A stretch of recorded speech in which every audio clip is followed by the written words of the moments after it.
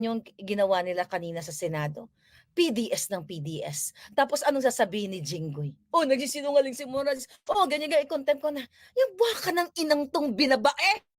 Binabae ka, Jinggoy, wala kang bayag. Isa kang binabae. Kaya ka may 2 boylet na bumibisita sa'yo sa Kamkrame.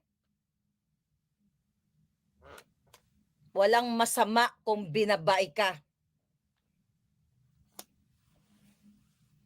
Kaya ganyan ka mambuli? Ha? Sino? Oh, bigyan ko ng pangalan. Oh, yung sige, total bulihan ang gusto mo eh. Bulihan mga kaibigan ang gusto niya. Sino tong artista ang pangalan Gerald?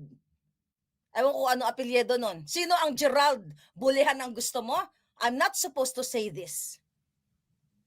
Taga San Juan ang nagtip sa akin. Sinong artista na Gerald ang sinutsuk-tsak mo daw? Di umano.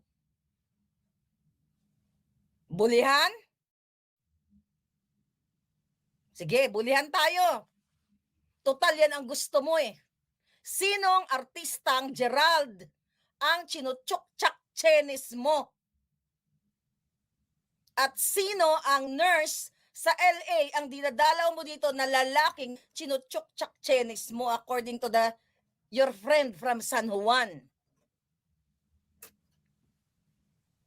Gerald or Gerard sounds like, I don't know kung anong apelyido. PDS ni Morales.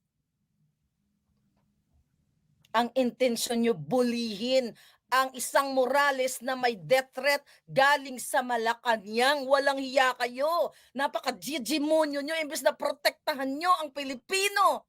Bulihin nyo pa. Senator Bato, kasama ka dito. Wala kang pakialam.